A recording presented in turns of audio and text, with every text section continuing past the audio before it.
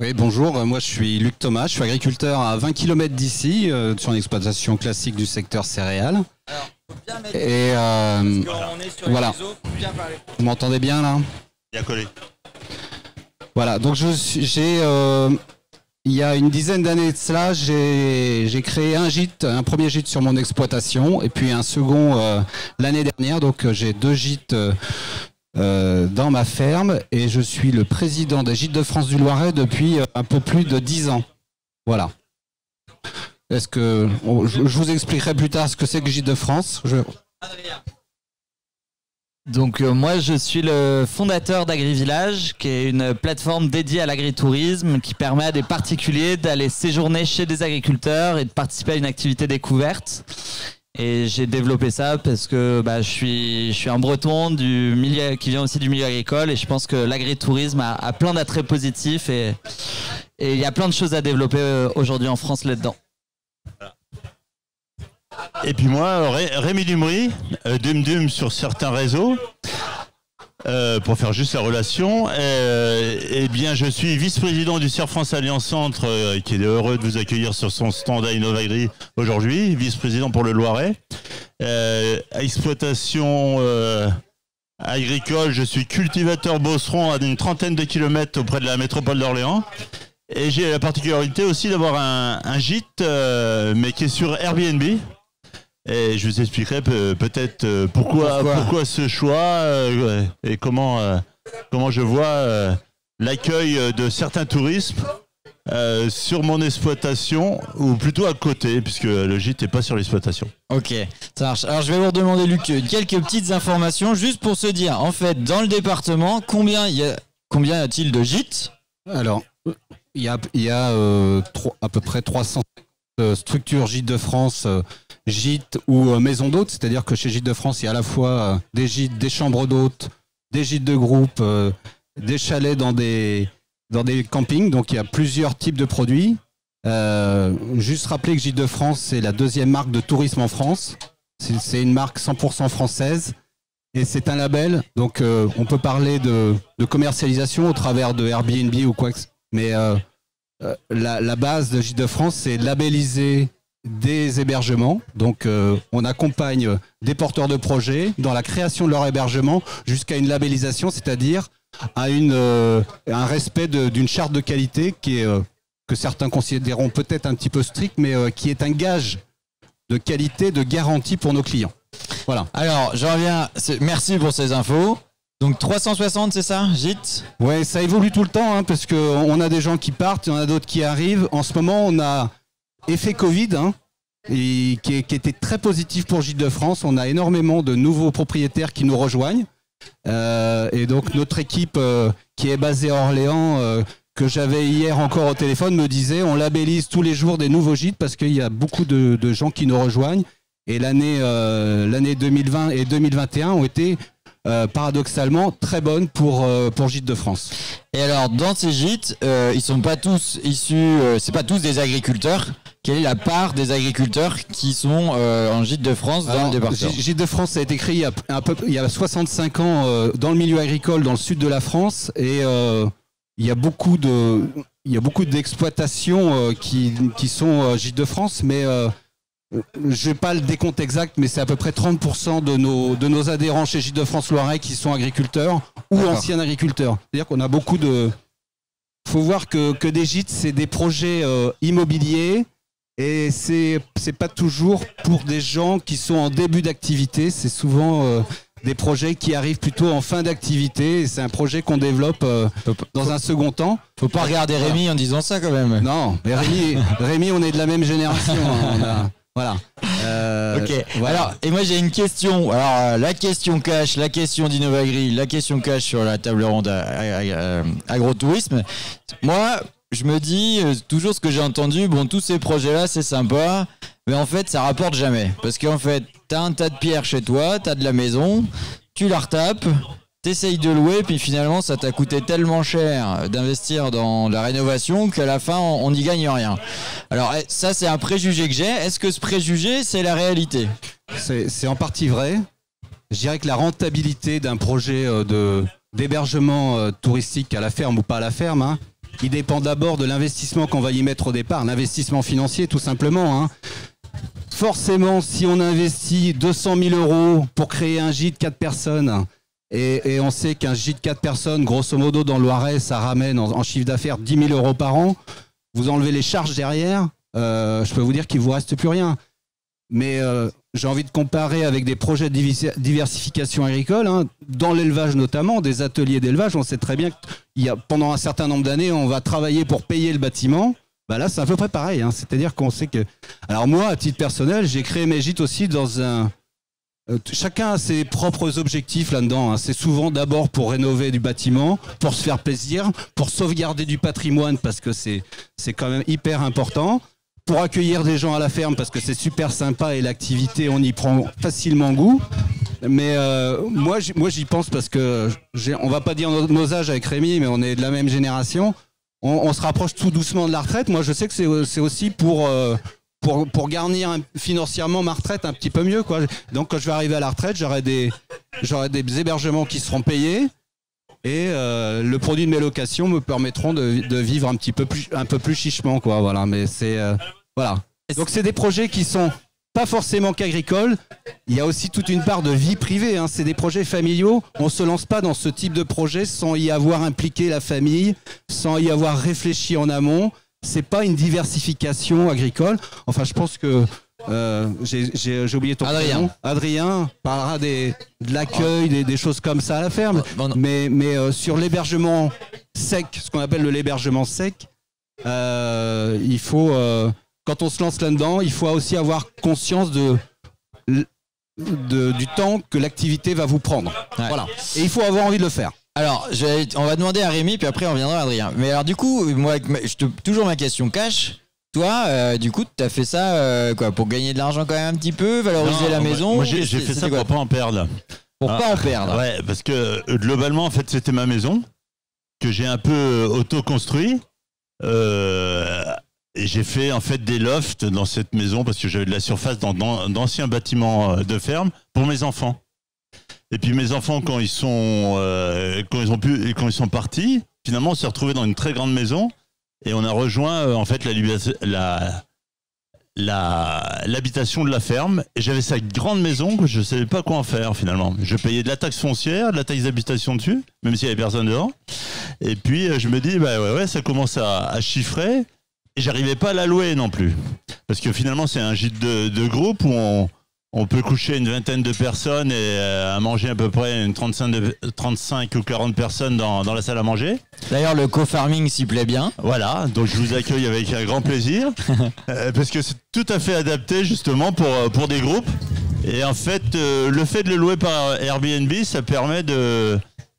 En fait, moi, ça me permet de sélectionner les gens qui viennent chez moi. Ah. Donc c'est pour ça que je vous accueille avec plaisir. Parce qu'on a été bien sélectionnés. Voilà.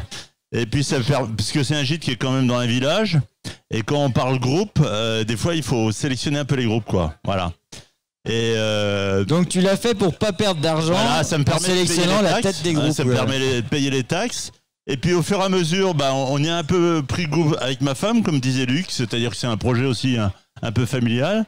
Et puis aujourd'hui, globalement, même si au départ c'était moi qui étais très branché Internet sur Airbnb pour choisir les gens, leur répondre et ainsi de suite, maintenant c'est plutôt ma femme qui le fait et qui s'occupe. Et avec le Covid, finalement on n'a pas loué que le week-end parce qu'en gros on est plein 6 mois à l'avance tous les week-ends. Et maintenant on arrive aussi à louer la semaine, notamment avec des salons ou alors des entreprises qui viennent faire des travaux sur la métropole d'Orléans, sur l'autoroute, sur la base aérienne de Brissy, où il y a toujours des travaux, où le logement en zone rurale est toujours une problématique. Hein. D'accord. Et finalement, avec le bouche à oreille, et finalement Airbnb est très intéressant pour faire ça, quoi. Okay. Voilà. Mais le grand, alors il n'est pas sur l'exploitation, donc c'est pour ça que je fais pas de l'accueil non plus. Je promue pas mon métier à travers cette activité-là, même si j'aime bien le faire évidemment ailleurs. Mais voilà, voilà. Mais voilà. Et puis aujourd'hui, je vais dire qu'on paye quelques impôts maintenant dessus. Voilà. C'est-à-dire qu'on a. Ah, ça y est, il gagne de l'argent. Ça y est, c'est bon. On a inversé un peu la vapeur. Voilà. Bon, ok. Alors, et toi, Adrien, qu'est-ce que tu loues en fait? Enfin, qu'est-ce qu'il y a comme bien sur ta plateforme? Nous, on a lancé en fait Airbnb AgriVillage. Ah ouais, le mec, ça y est, il s'est fait Airbnb direct. J'ai été racheté, c'est bon. Je paye quelques impôts aussi. Non, malheureusement. Mais non, en fait, moi j'ai lancé AgriVillage pour essayer de dynamiser et moderniser l'agritourisme en France et donner en fait une nouvelle image. Donner en fait envie aux Français d'aller découvrir le milieu agricole et je pense que quand on réserve via AgriVillage, on a un hébergement chez un agriculteur et on participe à une activité découverte. Et ce qui est intéressant quand on propose une offre sur AgriVillage, c'est qu'on peut la mettre un peu plus cher que sur d'autres plateformes parce que finalement, le temps que vous proposez à l'activité découverte, bah c'est quelque chose que vous pouvez très bien rémunérer. Valoriser, ouais. Exactement. Et face à cette demande nous aussi qu'on a eue durant la crise du Covid, on s'est rendu compte que les Français voulaient de plus en plus partir au vert, voulaient de plus en plus vivre des séjours expérientiels, voulaient rencontrer les personnes qui les nourrissent. Et on a décidé de développer des hébergements insolites chez les agriculteurs, c'est-à-dire qu'à travers le programme AgriVillage, on achète des hébergements insolites, on les met en place chez les agriculteurs, on s'occupe de toute la gestion locative jusqu'à l'entrée de l'agriculteur, du visiteur, chez l'agriculteur. Et ça permet donc à l'agriculteur de développer un revenu complémentaire sans avoir eu besoin d'investir de l'argent de base, sans que ça lui prenne trop de temps.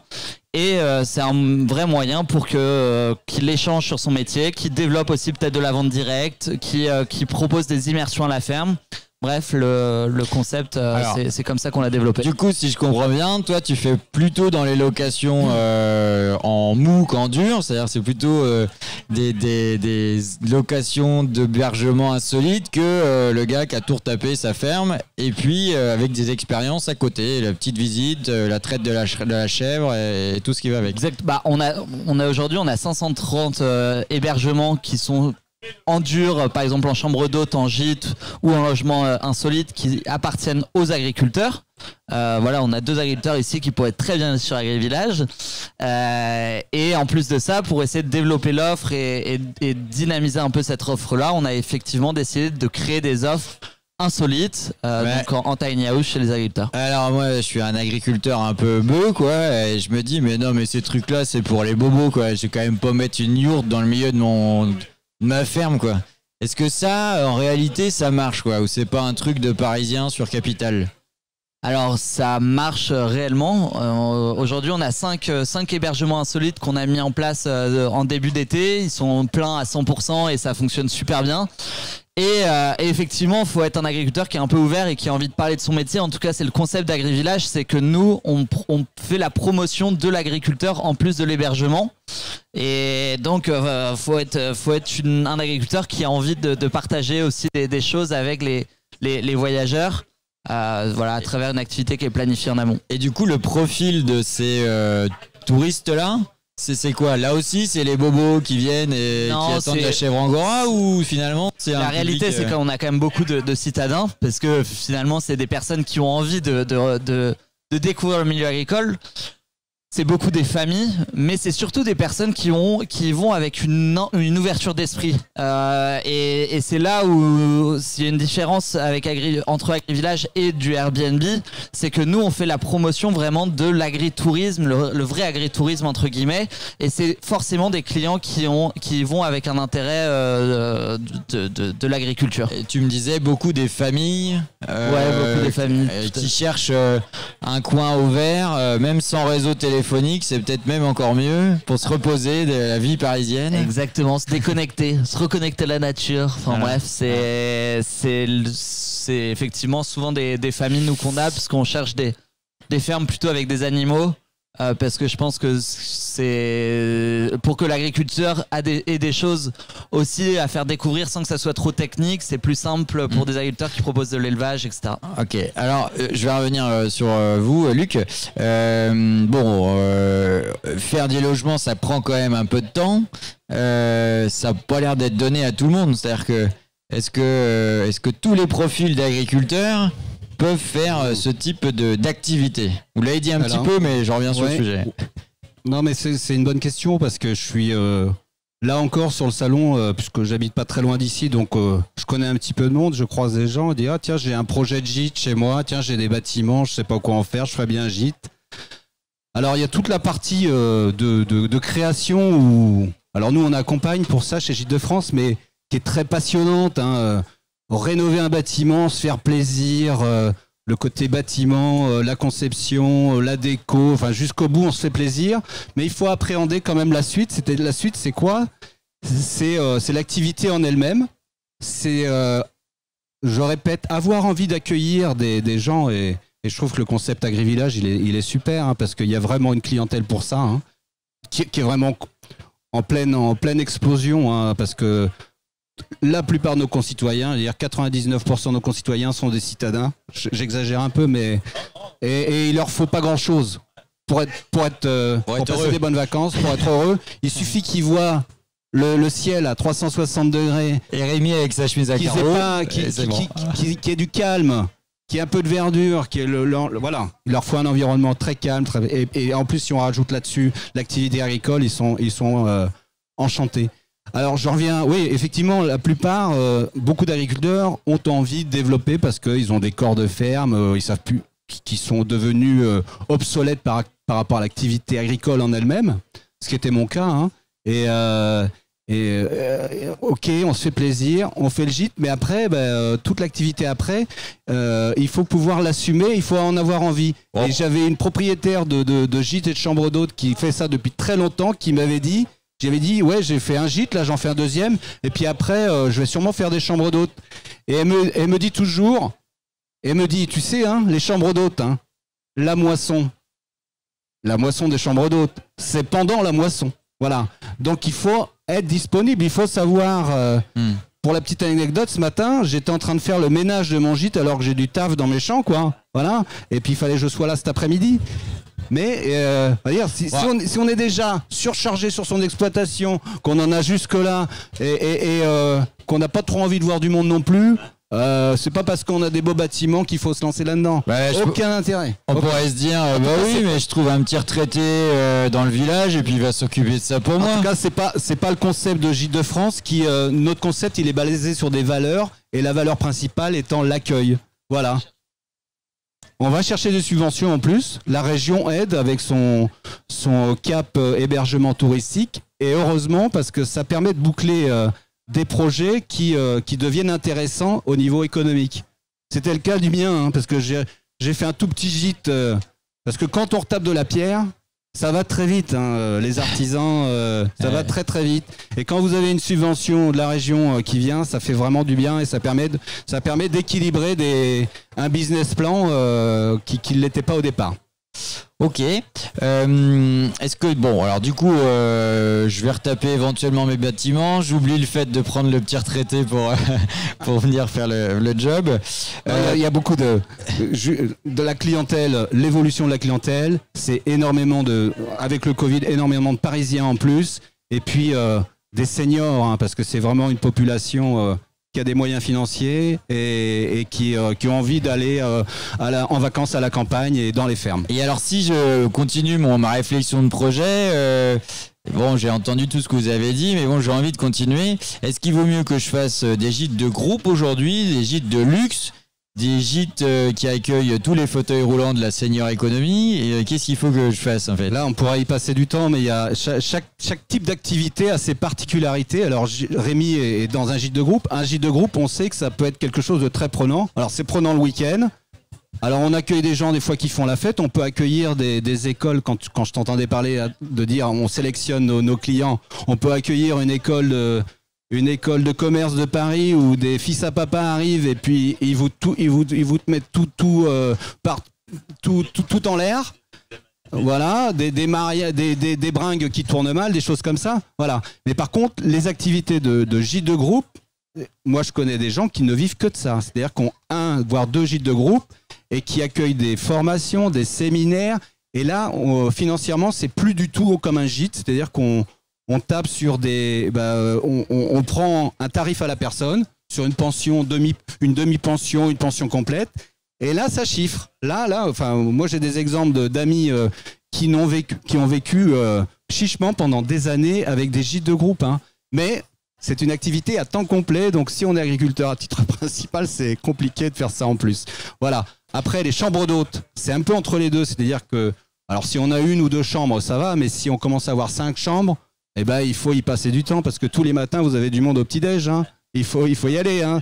Donc, s'il faut choisir entre aller désherber ses betteraves ou servir le petit-déj, voilà, non, il faut pas choisir. La priorité, c'est ses clients. Et donc, il faut avoir un tempérament positif, d'accueil, il faut être généreux et il faut pas faire ça dans un esprit uniquement financier, sinon on n'y arrive pas. C'est évident. Voilà. Il faut avoir envie de partager ses valeurs, sa ferme, son environnement touristique, parce que on est aussi des ambassadeurs de notre territoire et moi je suis à l'office de tourisme, très actif parce qu'on a des choses à montrer dans notre secteur qui paraît plat et morose, mais il y a plein de choses à montrer. Et voilà quoi. Donc c'est tout ça, mais c'est une activité vraiment à part entière et chaque type d'activité a ses contraintes en termes de temps à y consacrer. Et ça, il faut vraiment y penser avant de se lancer dedans, quoi. Vraiment. Alors, on n'arrive pas très loin de la fin de notre table ronde. J'ai quand même une petite question. Quel est peut-être pour Adrien, pour faire avoir un regard un peu différent. Alors, j'ai entendu qu'il y avait plein de trucs qui allaient vent en poupe, hein, donc tu vas pouvoir mettre le Tipeee dans le milieu de la carré. C'est quoi le profil des agriculteurs là, qui se lancent? Alors, ma question, elle va plus, c'est celle-là, mais c'est derrière de se dire, est-ce que il y a des opportunités sur tel ou tel type d'activité agro-touristique? Quel est le profil d'agriculteurs qui normalement sont compatibles avec ça et qui ne savent pas encore qu'ils pourraient profiter de cette opportunité? Et que peut-être Serre France pourrait flécher pour dire tiens les gars, vous avez le profil adéquat et on vous a trouvé le truc qui marche. Alors ça dépend encore une fois de l'hébergement qu'on veut mettre en place, mais nous c'est vrai chez AgriVillage aujourd'hui on est en train de lancer 20 nouveaux lieux où on va mettre en place des tentes berbères et chaque tente berbère aura son bloc sanitaire. Donc l'idée c'est que chaque ferme, et passez-vous tournant, chaque ferme aura trois tentes à louer pendant 90 jours. Angora. Et les agriculteurs types que nous on recherche, c'est des agriculteurs qui ont une agriculture à taille humaine, qui ont aussi un peu de temps à consacrer parce qu'il faut du temps pour faire le ménage, pour accueillir les personnes, etc. Ouais, ça a été dit. Hein. Il faut je pense que ça devient encore plus intéressant quand on propose de la vente directe de produits, parce que les clients, lorsqu'ils viennent chez vous, ils viennent aussi pour consommer ce qu'on fait dans la ferme.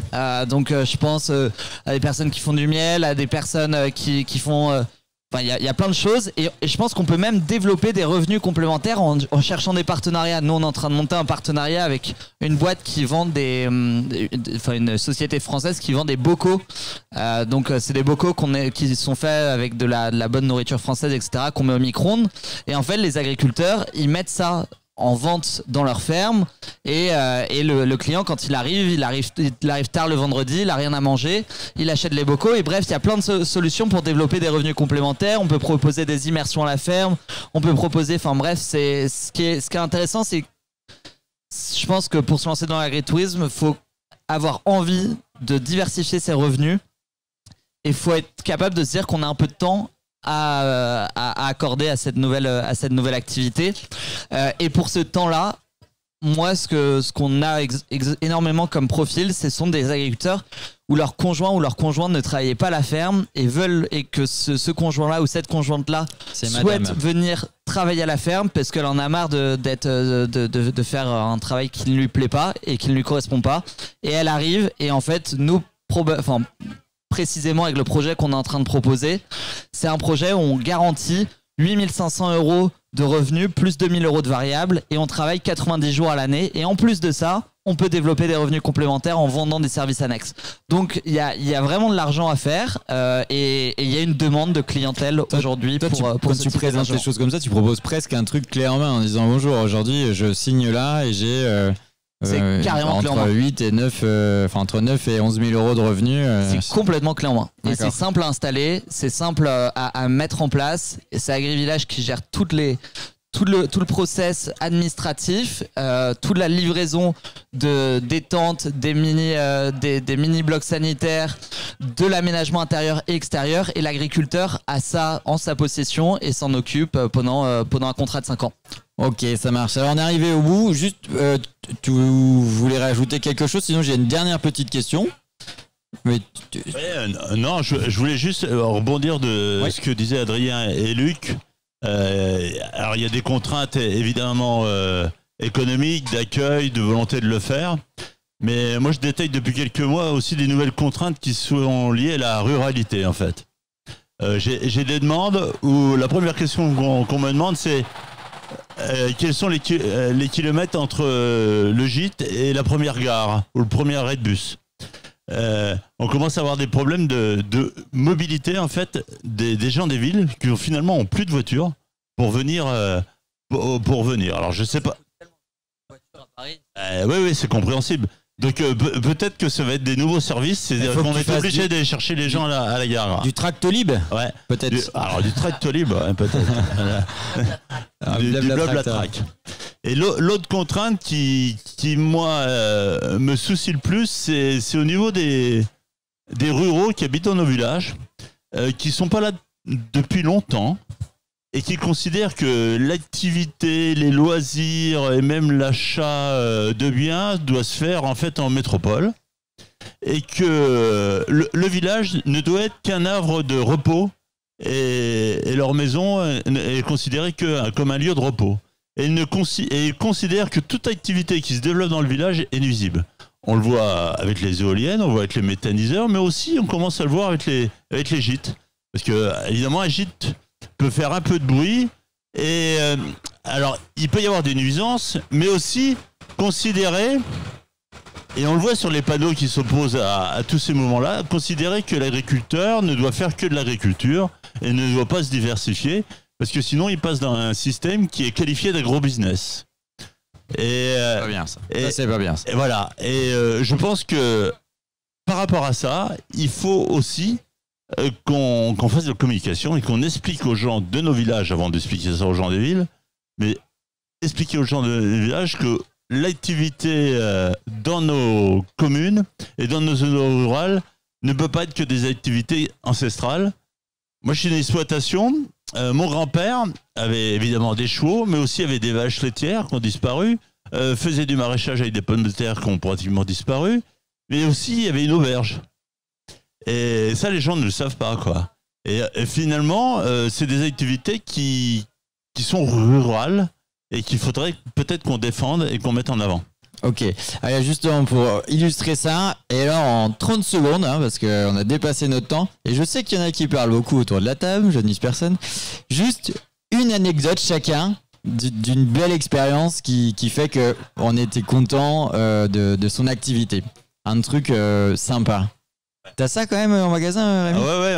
Moi, Un seul, une seule. Ce qui me surprend toujours, c'est les gens qui arrivent, on commence à leur visiter le gîte, et puis ils disent ah mais c'est grand. Je dis oui, on peut pas le mettre en 3D sur le site Airbnb. Là, vous avez les volumes. Et puis ils regardent par la fenêtre, ils disent oh regardez, il y a même un champ derrière. Et puis là, je leur explique que c'est de l'orge de brasserie, et puis avec ça, on fait du malt, et puis si on le distille, on fait du whisky, et si on le fait fermenter, on fait de la bière. Voilà. Ouais. Et vous avez je te donnerai la perle à la fin, mais Luc, ou vas-y, Adrien, vas-y. Moi, les bonnes expériences, c'est bien sûr quand un client réserve une nouvelle fois pour une autre ferme parce qu'il a découvert quelque chose, il a découvert une exploitation, un type d'agriculture et qu'il s'attaque vers une autre type d'agriculture, autre chose. Et finalement, ce sont des personnes qui ont découvert une passion pour l'agriculture et qui s'intéressent réellement à ça. Et c'est vraiment ça l'objectif d'AgriVillage de base, c'est de recréer du lien entre les agriculteurs et les consommateurs. Et quand les consommateurs reviennent dans une nouvelle ferme, c'est qu'on a réussi.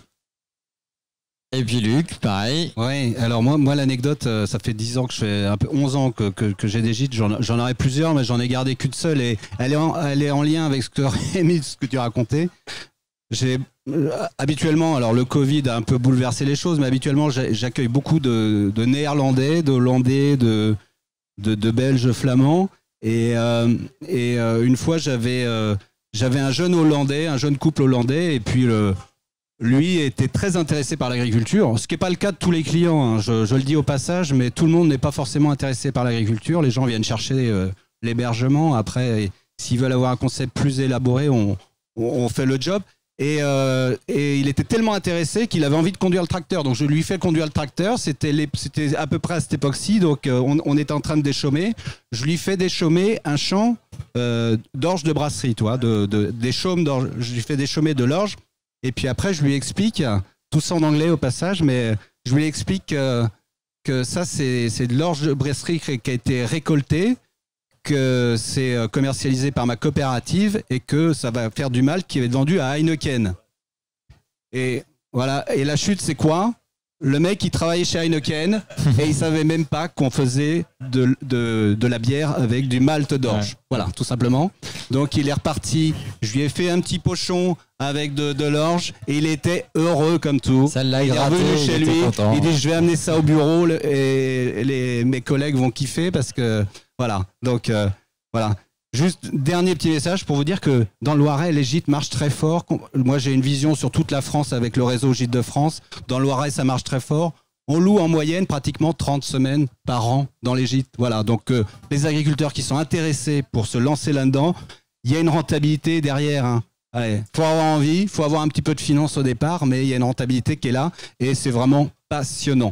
Voilà. Merci en tout cas. Merci à vous trois. Merci à Serre France d'avoir permis cette table ronde qui est rediffusée sur le digital en complément du public qui nous a suivis. Et voilà, Orliès, public en délire, dit Novagri. Et je rappelle que tous ceux qui restent plus de 5 minutes devant le stand gagnent une bière offerte par Serre France. Et tout de suite, on va laisser Thierry. Qui connaît Thierry d'aujourd'hui dans les allées ? Oh, il y a un gars dans le fond là-bas. Et là-bas à gauche, là, il y a du monde ou pas qui connaît Thierry ? Oh, il y en a deux. Ok, donc il y a 2 dédicaces possibles pour Thierry qui a écrit un bouquin pour expliquer l'agriculture. Vous connaissez peut-être Thierry, cet agriculteur du Nord qui est youtubeur. Eh bien, il est ici en chair et en os et vous allez le trouver désormais maintenant sur le stand du Serre France pour sa dédicace pour les livres.